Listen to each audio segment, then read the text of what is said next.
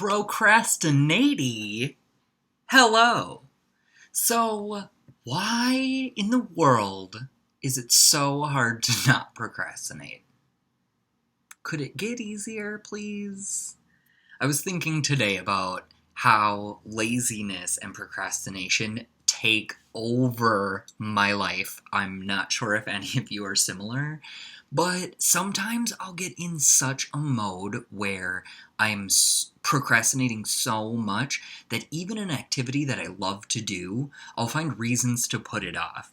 And I've never understood why I do that because I always feel so much better about myself after I accomplish the thing that I wanted to do in the first place. And I was reading this article online about how over in Japan, there's this thing called Kaizen, and it's this thing where when you're reaching a roadblock on accomplishing a goal and you're self-defeating, basically saying that you can't do it for these reasons, whether it's you don't have the time, you don't have the money, something that's out of your hands. The Kaizen experiment suggests that you take 1 minute of your day and dedicate it solely to that activity. So let's say you're procrastinating getting a project done for work or school. If you take a minute and work on it every day for a week and make progress slowly over time, they're saying that that will trigger your brain to create a pattern of wanting to do it. And then once you reach that pattern, it won't be hard for you to then set aside time and dedicate yourself to that project. And it's funny because the article actually talked about how over here in the Western world, we denounce that idea of taking small steps to achieve a large goal, because over in America especially, the article was saying how Eastern medicines and philosophies don't tend to work because we have a different mentality and way of thinking about how we accomplish our goals. It was talking about how that with Kaizen, a lot of Americans misunderstand it, thinking that it's going to take a long amount of time to reach your end goal, so you'd rather force your way through the mud and do the stuff you hate to get to the end goal faster. But in Japanese culture, they're saying, no, take the small steps, take the small amount of time, get yourself to fall in love with it and the process. And then over time, you won't want to only spend a minute on it because you've prepared your mind for setting a pattern of wanting to do it.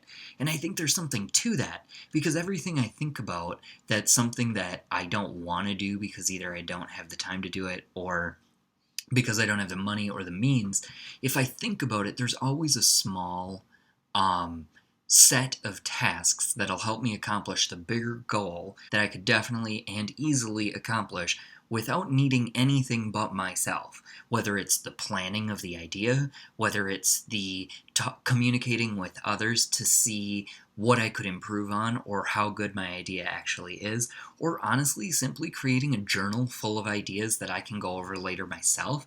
Dedicating a minute to these activities, you don't think it's long enough, but I recently started a journal where I put down thoughts, ideas, and things I want to accomplish for more of the immediate future. And it's interesting because with this Kaizen idea, there are times where even the thought of me putting an idea on pen and paper is exhausting, because I'm like, okay, all that's going on up here, translating it down there, it's going to take forever.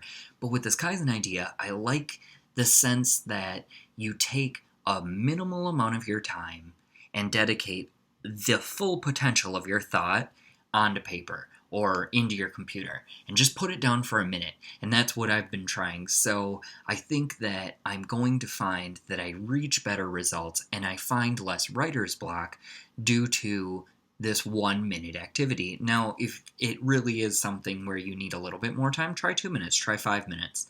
Like if you want to get back into working out, but you're scared of the gym because you walk in there and everybody is a gym buddy who has their routine down, maybe start off with a half an hour walk every day. Or maybe you walk to work instead of take the bus. I mean, honestly, if you start thinking about it, all it is small changes that lead to a bigger change. And that's all life is. So this whole this whole Kaizen idea is really fascinating, and I think there's definitely something to it. So recently, people I know have actually been looking into Eastern medicine and philosophy, and I'll tell you, the things that I'm finding out through them are fascinating. Like, um, acupuncture is something that I thought I would be adamantly against because I have a fear of needles and I don't need to look like Pinhead. Like, that's ridiculous.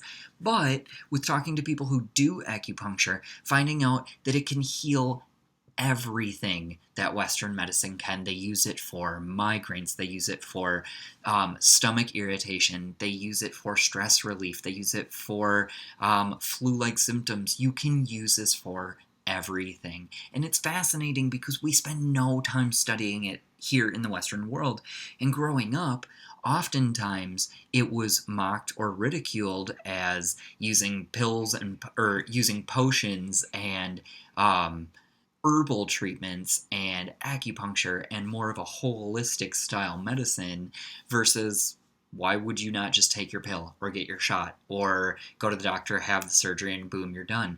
But there's something to both. There's the patience and tradition in the Eastern medicines and philosophies, and then there's the advancements and technology of the Western world, and I think they need to come together.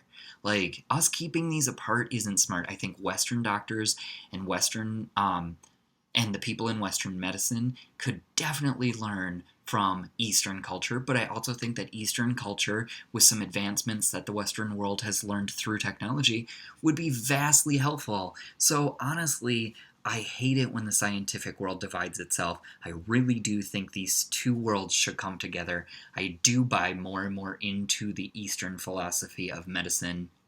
I think there's something to it. There's something to a homeopathic, healthy lifestyle. Why do you need to ingest a bunch of lab-made drugs to feel better? That shouldn't be what you need to do. They didn't have to do that 100 years ago. Now, you could argue 100 years ago they were only living until, 60. So that's true, but I also think we've advanced further as a society everywhere, not only in medicine. And I don't think we should always rely on a pill or a quick fix surgery to be the answer. So honestly, I thought it'd be really cool to make a video about this, kind of get you thinking about something different, hopefully help you motivate yourself to get a project that you've been waiting to do forever done. And honestly, if you're just like me and you procrastinate because it's easier, I totally feel you, I get it, but trust me, you will have so much more pride in yourself and you will be a happier person if you reach your goal. And hey, if this idea of setting aside 1 minute a day to do small things to reach a larger goal helps, go for it, try it. Try new things. What's it gonna hurt, right? Alright, and although a brief video at that, I hope it was informative and helpful, and by all means, leave comments below if this is something you've tried and you have an experience, good or bad, let us know. That's how we learn. Alright, take care of yourselves, and I will see you tomorrow!